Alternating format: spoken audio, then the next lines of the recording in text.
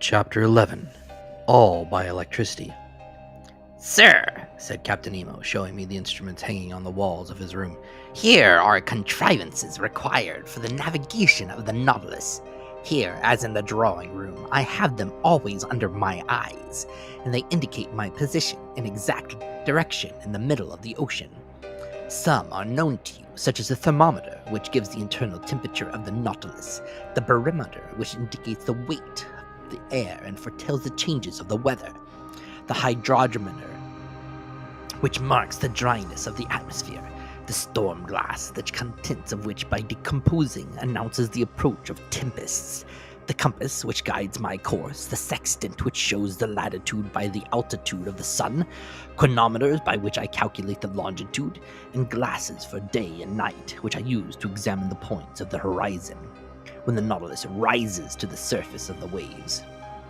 These are the usual nautical instruments, I replied, and I know the use of them, but these others, no doubt, answer to the particular requirements of the Nautilus. This dial with movable needle is a manometer, is it not?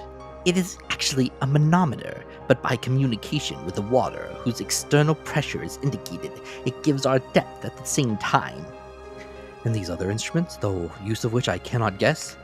Here, Professor, I ought to give you some explanations. Will you be kind enough to listen to me? He was silent for a few moments, then he said, There is a powerful agent, obedient, rapid, easy, which conforms to every use and reigns supreme on board my vessel. Everything is done by means of it. It lights, warms it, and is the soul of my mechanical apparatus. This agent is electricity. Electricity, I cried in surprise. Yes, sir. Nevertheless, Captain, you possess an extreme rapidity of movement, which does not agree well with the power of electricity. Until now, its dynamic force has remained under restraint, and has only been able to produce a small amount of power. Professor, said Captain Nemo, my electricity is not everybody's. You know what seawater is composed of. In 1,000 grams are found 96.5% of water and about 2 2/3% of the chloride of sodium.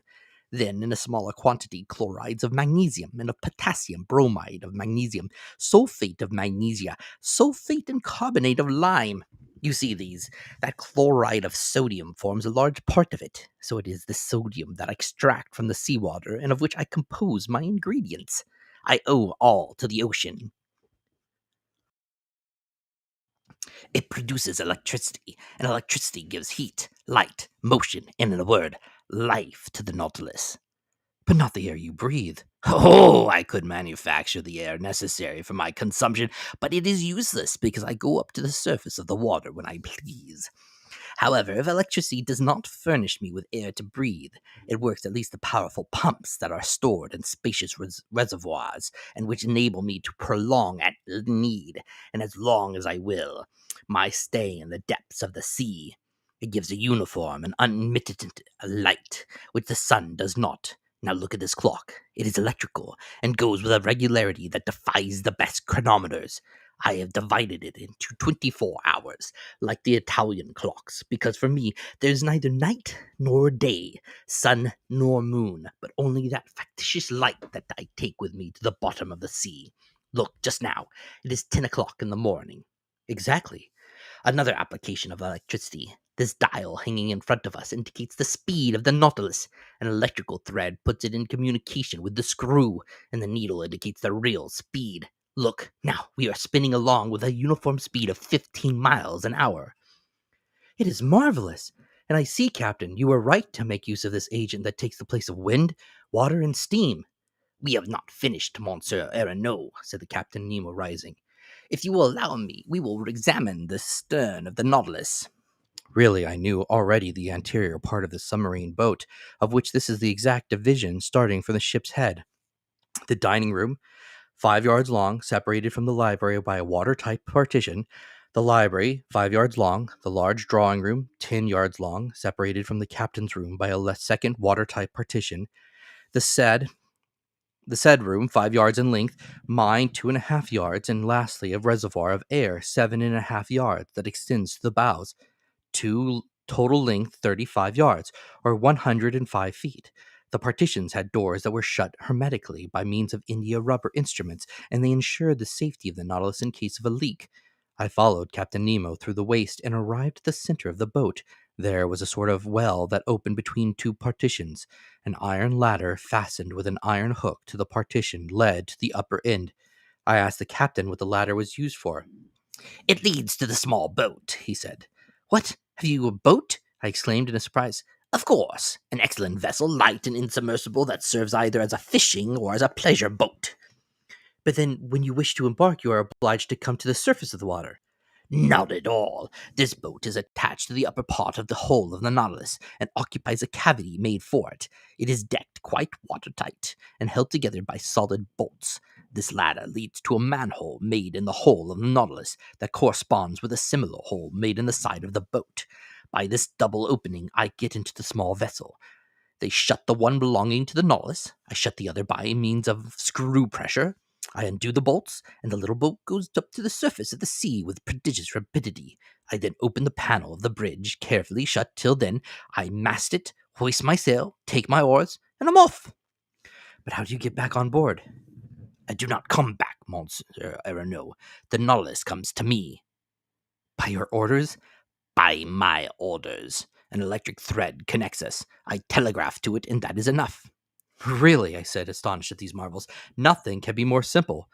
After having passed by the cage of the staircase that led to the platform, I saw a cabin 6 feet long in which Counsel and Ned Land, enchanted with their repast, were devouring it with avidity. Then a door opened into a kitchen 9 feet long, situated between the large storeroom. There electricity, better than gas itself, did all the cooking. The streams under the furnaces gave out to the sponges of platina a heat which was regularly kept up and distributed. They also heated a distilling apparatus which, by evaporation, furnished excellent drinking water. Near this kitchen was a bathroom comfortably furnished with hot and cold water taps. Next to the kitchen was the berth room of the vessel, 16 feet long, but the door was shut and I could not see the management of it, which might have given me an idea of the number of men employed on the board of the Nautilus. At the bottom was a fourth partition that separated this office from the engine room. A door opened, and I found myself in the compartment where Captain Nemo, certainly an engineer of a very high order, had arranged his locomotive machinery. This engine room, clearly lighted, did not measure less than 65 feet in length. It was divided into two parts, the first containing the materials for producing electricity, and the second the machinery that connected it with a screw. I examined it with great interest in order to understand the machinery of the Nautilus. "You see," said the captain, "I use Bunsen's contrivances, not Ruhmkorff's. Those would not have been powerful enough. Bunsen's are few in number, but strong and large, which experience proves to be the best. The electricity produced passes forward, where it works by electromagnets of great size, on a system of levers and cogwheels that transmit the movements to the axles of the screw. This one, the diameter of which is 19 feet, and the thread about 23 feet, performs about 120 revolutions in a second." And you get, then, "A speed of 50 miles an hour." I have seen the Nautilus maneuver before the Abraham Lincoln, and I have my own ideas as to its speeds, but this is not enough.